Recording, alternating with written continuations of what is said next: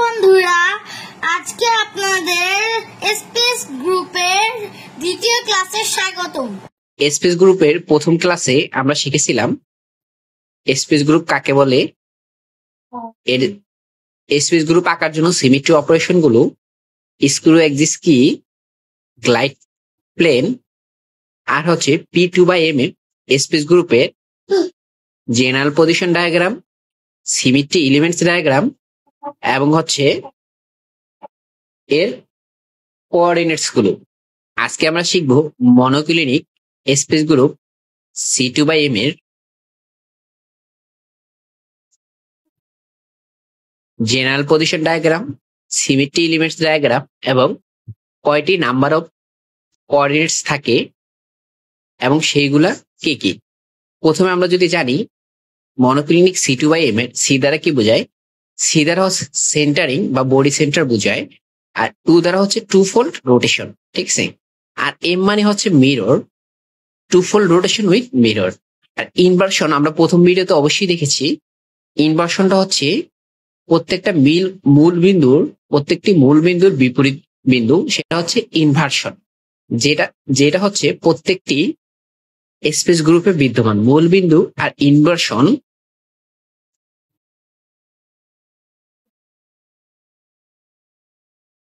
মূল বিন্দু এবং ইনভার্সন প্রত্যেকটা স্পেস গ্রুপই বিদ্যমান।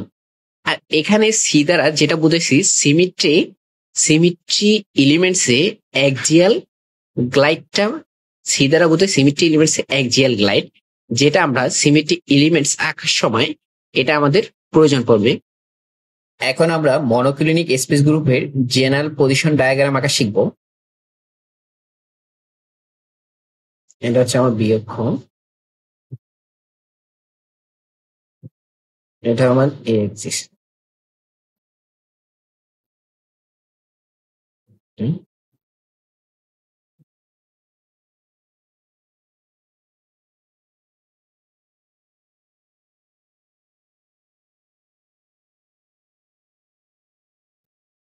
প্রথম ভিডিওতে আমরা তোমাদের দেখেছি প্রথম হচ্ছে মূল বিন্দুগুলো বসাতে হবে, যেটা হচ্ছে এক্স, ওয়াই আর হচ্ছে জেড। এ হচ্ছে আমার মূল বিন্দুগুলোর অবস্থান।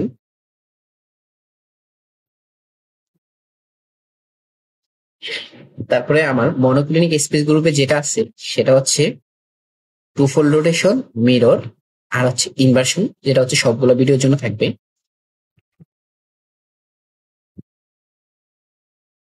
এবার হচ্ছে আমার হচ্ছে যেটা দেখাতে হবে সেটা হচ্ছে টু ফোল্ড রোটেশন, যেটা হচ্ছে বি অক্ষের সাপেক্ষে, অর্থাৎ বি অক্ষকে স্থির রেখে টু ফোল্ড রোটেশন। বি অক্ষকে স্থির রেখে টু ফোল্ড রোটেশন, অর্থাৎ এক্সটাও মাইনাস হয়ে যাবে, জেডটাও মাইনাস হয়ে যাবে, কারণ আমার বি অ্যাক্সিসটা হচ্ছে স্থির, ঠিক আছে।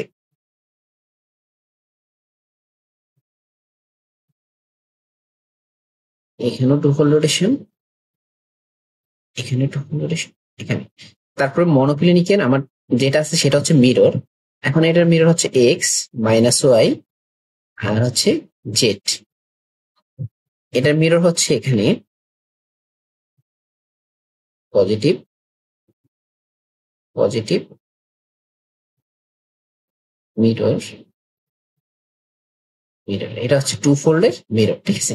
আর আমার লাস্ট মূল বিন্দু সাপেক্ষে যে ইনভার্সন আছে সেটা হচ্ছে এখানে, এই হচ্ছে মূল বিন্দু সাপেক্ষে ইনভার্সন।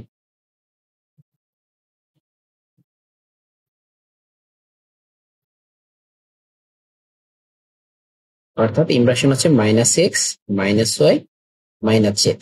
এটা হচ্ছে আমার C2/M এর যে বেসিক ডায়াগ্রামটা হচ্ছে, এটা হচ্ছে জেনারেল পজিশন ডায়াগ্রাম। এখন আমার আরেকটা কথা আছে, P2/M এও তো আমি সেম জিনিসটা পেয়েছি, তাহলে আমার পার্থক্যটা কোথায়? পার্থক্য হচ্ছে C2/M, পি ছিল প্রিমিটিভ আর সি হচ্ছে সেন্টারিং। এখন আমার হচ্ছে এই ডায়াগ্রামের যেগুলো আছে প্রত্যেকটার সাথে আমার প্রত্যেকটাই এখানে এসে যোগ হবে সেন্টারিং এর সাথে। যেমন এখানে আমার মূল বিন্দু, টু ফোল্ড রোটেশন, সরি এটা হচ্ছে মিরর, এটা হচ্ছে টু ফোল্ড রোটেশন আর এটা হচ্ছে ইনভার্সন। এটা হচ্ছে আমার general position diagram, position diagram এটা হচ্ছে আমার general position diagram for C2 by M। এবার আমরা শিখবো symmetry elements diagram monoclinic C2 by M এর জন্য। এগুলো হচ্ছে আমার ইনভার্সন মোনাড।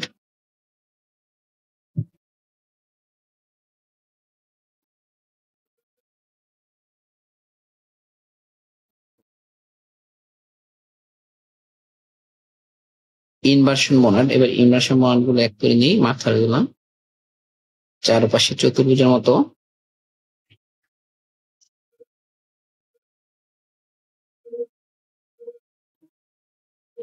যেহেতু আমার এটা C2 by M A 2 fold rotation আছে, তাই এটা হচ্ছে অর্ধেক।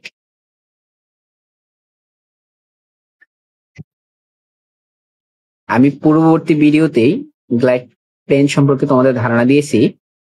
আর যেহেতু C2 by M এ অ্যাক্সিয়াল গ্লাইড প্লেন রয়েছে, আর গ্লাইড প্লেন মানে হচ্ছে কি আমার ডিফ্লেকশন উইথ হাফ ট্রান্সলেশন। অর্থাৎ যদি আমি এই লেডিস পয়েন্টের কথা কই, এটার হাফ হচ্ছে এখানে, এটার ক্ষেত্রে এটার হাফ হচ্ছে এখানে, এটার ক্ষেত্রে হাফ হচ্ছে এখানে। আবার যখন এটার কথা চিন্তা করি হাফ হচ্ছে এখানে। আবার এই দুগুলো সবগুলোর কথা চিন্তা করলে আমার হাফ পরে এখানে। অর্থাৎ এটা হচ্ছে আমার অ্যাক্সিয়াল গ্লাইড পয়েন্ট। তো প্রত্যেকটা ল্যাটিস পয়েন্টের ক্ষেত্রে এই যে মাঝ বরাবর এটা হচ্ছে আমার অ্যাক্সিয়াল গ্লাইড পয়েন্ট। আর অ্যাক্সিয়াল গ্লাইড প্লেন কিন্তু সরাসরি দাগ করা যায় না, এগুলো ফোঁটা দ্বারা চিহ্নিত করতে হবে। যেমন এখান থেকে ফোঁটা ফোঁটা ফোঁটা ফোঁটা ডট ডট দিয়ে আর কি।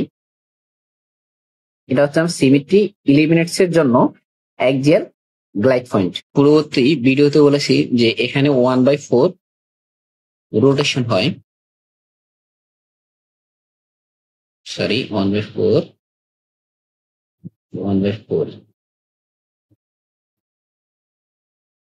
এই দিকেও 1/4।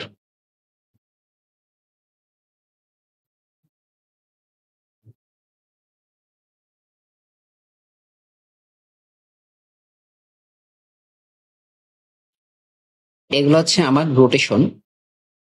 প্রত্যেকটা ল্যাটিস পয়েন্ট থেকে রোটেশন হয়। আমি প্রশ্ন হতে পারে যে এখান থেকে রোটেশন হয় না, এটা 3D হওয়াতে এটা বোঝা যাচ্ছে না, এখান থেকেও রোটেশন হয়, ঠিক আছে। এইবার P2 by M বা C2 by M এ যেই ডিফারেন্সটা সবচেয়ে বড়, সেটা হচ্ছে C2 by M A centering এর কারণে স্ক্রু ডায়েড হয়, নতুন করে স্ক্রু ডায়েড হয়। এই যে এই রোটেশনের কারণে এখানে আমার একটা স্ক্রু ডায়েড আসবে নতুন করে, যেটা হচ্ছে 1/4 রোটেশন হবে। এটা সেম, এটা হবে বিপরীত দিকে। কারণ প্রত্যেকটা জিনিস এটা যদি এই দিকে ঘোরে তাহলে তো আবার পুনরায় এই পাশে চলে আসবে, ঠিক আছে। এটাও 1/4। আবার এখানে এটার জন্য এখানেও স্ক্রু ডায়েড হবে 1/4। এখানে এটার জন্য এখানে হবে 1/4 স্ক্রু ডায়েড 1/4, ঠিক আছে। এটা হচ্ছে আমার সিমেট্রি এলিমেন্টস ডায়াগ্রাম। এখন আমার এখানে আমি কি কি পেয়েছি, ইনভার্সন মোনাড,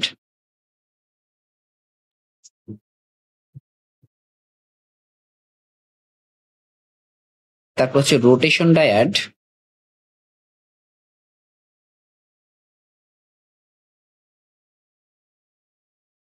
তারপর পেয়েছি স্ক্রু ডায়েড,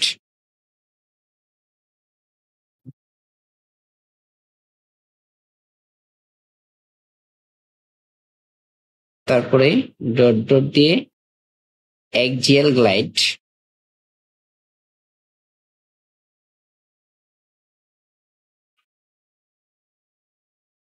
যেটা ছিল বি অক্ষ বরাবর উইথ অরিজিন, ঠিক আছে। আর এটা হচ্ছে আমার রিফ্লেকশন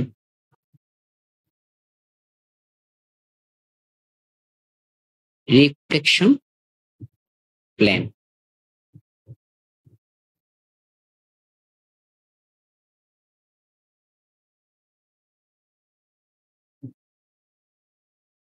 এখানে এবার আমরা বের করব নাম্বার অফ কোঅর্ডিনেটস বা নাম্বার অফ ইকুইভ্যালেন্ট। এবার আমাদের যেটা জানতে হবে সেটা হচ্ছে নাম্বার অফ ইকুইভ্যালেন্ট পজিশন। আমরা কয়টা পজিশন পেয়েছি, মূলবিন্দু, 2 fold রোটেশন, মিরর, তারপর পেয়েছি ইনভার্সন, আবার এখানে পেয়েছি সেন্টারিং এ মূল বিন্দু,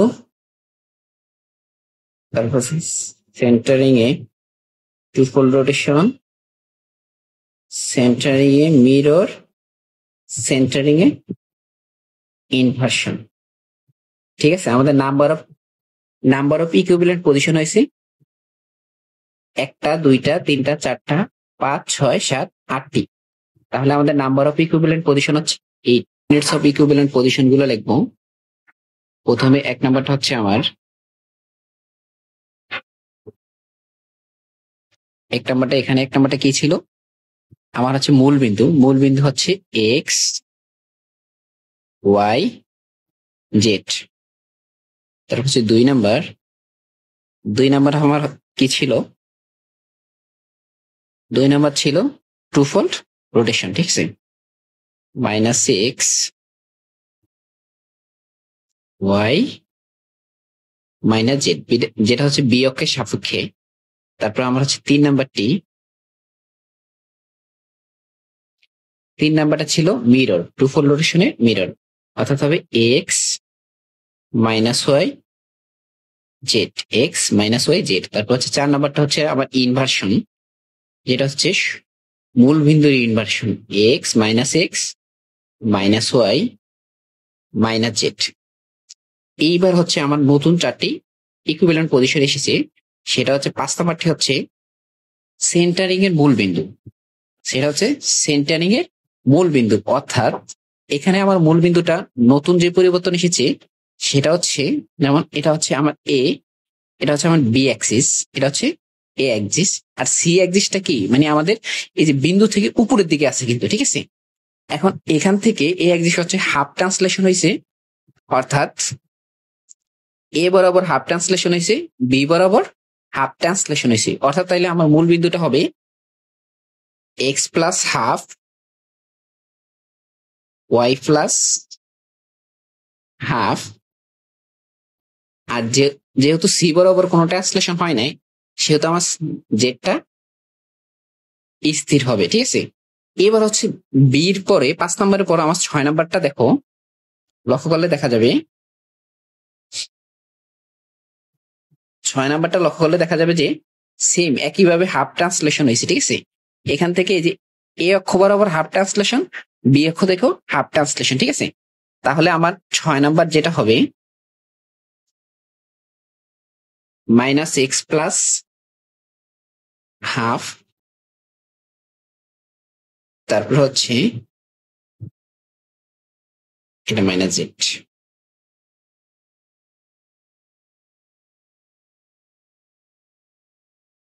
y প্লাস হাফ, দেন হচ্ছে z। তারপরে আমার 7 নাম্বারটা কিন্তু সেম ভাবে এক্স আর ওয়াই এর সাথে কিন্তু হাফ ট্রান্সলেশন হয়েছে। ঠিক আছে, তাহলে আমরা 7 নাম্বারটা লিখতে পারি এক্স প্লাস হাফ